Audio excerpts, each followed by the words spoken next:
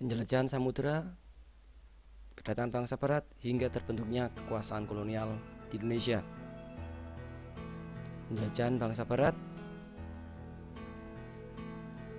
diawali dengan usaha mencari sumber rempah-rempah, yaitu Nusantara. Didorong oleh semangat Riji, Glory, Gold and Gospel, serta perkembangan teknologi kemaritiman yang mulai maju, bangsa-bangsa tersebut mulai berdatangan ke Indonesia.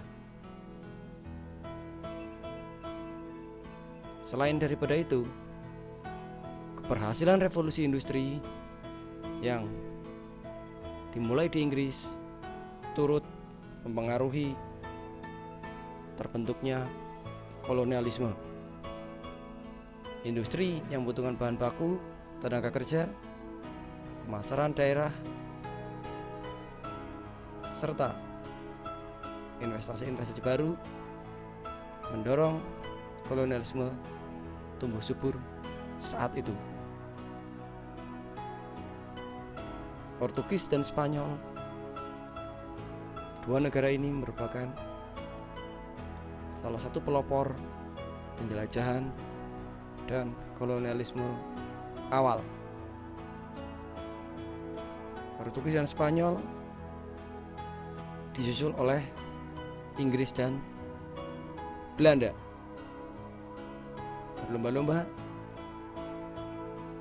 untuk menguasai Nusantara.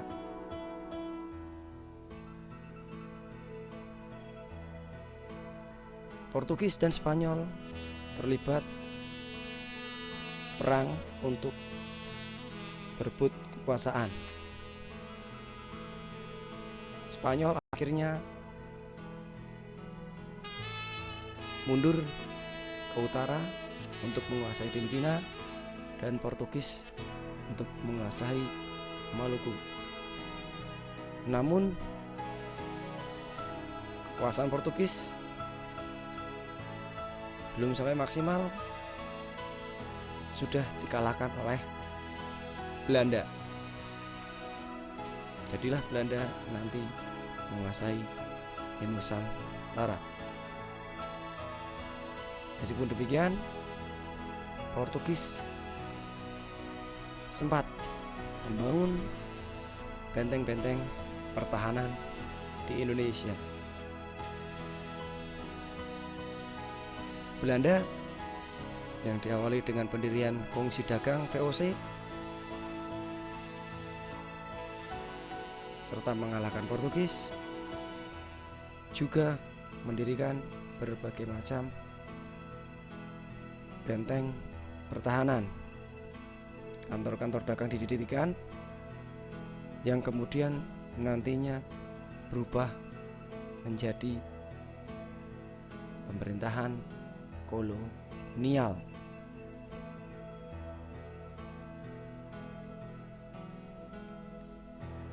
Inggris berkuasa di Indonesia tidak lama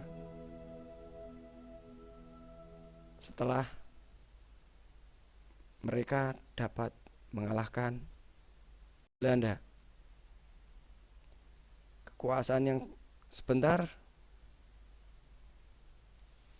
Inggris kemudian harus bergeser ke arah utara Indonesia, yaitu Semenanjung Malaya dan Kalimantan bagian utara, akibat perjanjian damai antara Inggris dan Belanda.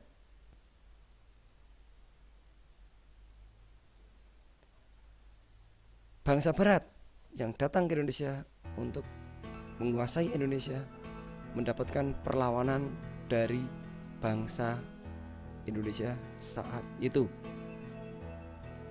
Ada perlawanan Demak yang dipimpin oleh Adipati Unus yang saat itu berusaha mengalahkan dan mengusir Portugis di Malaka, meskipun belum berhasil. Perlawanan Demak Disusul pula perlawanan Sultan Iskandar Muda. Sultan Aceh ini berusaha mengusir Portugis dari Malaka, meskipun belum berhasil, hingga nantinya Portugis terusir dari Malaka oleh Belanda. Sultan Iskandar Muda, pahlawan Aceh,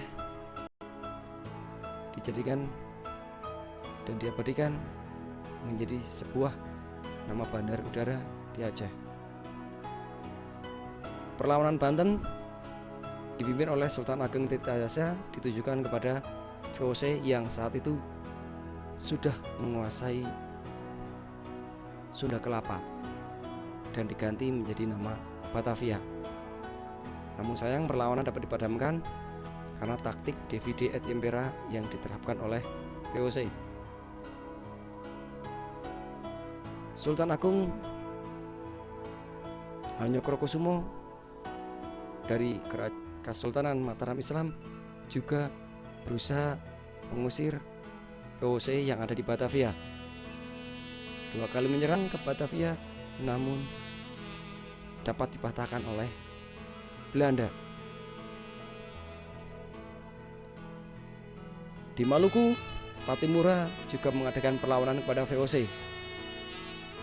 Sempat berhasil menguasai benteng Dorset, namun dapat ditangkap dan dipadamkan perlawanannya. Pattimura dan teman-teman persejuangan kemudian dihukum oleh VOC. Perlawanan Bali juga tidak kalah sengit. Bali menerapkan perang puputan atau perang habis-habisan. Gusti Ketut Jelantik turut memimpin dalam perlawanan Bali. Perlawanan Sultan Agung yang dari Mataram Islam turut menginspirasi perlawanan-perlawanan yang lain. Salah satunya perlawanan Sultan Hasanuddin dari Goa Makassar. VOC yang mengetahui Makassar memiliki pelabuhan yang strategis berusaha dikuasai oleh VOC. Sultan Hasanuddin yang dengan gigih melakukan perlawanan akhirnya dapat dikalahkan dengan taktik Divide et Impera. Sultan Hasanuddin yang gigih melawan Belanda mendapat julukan ayam jantan dari timur.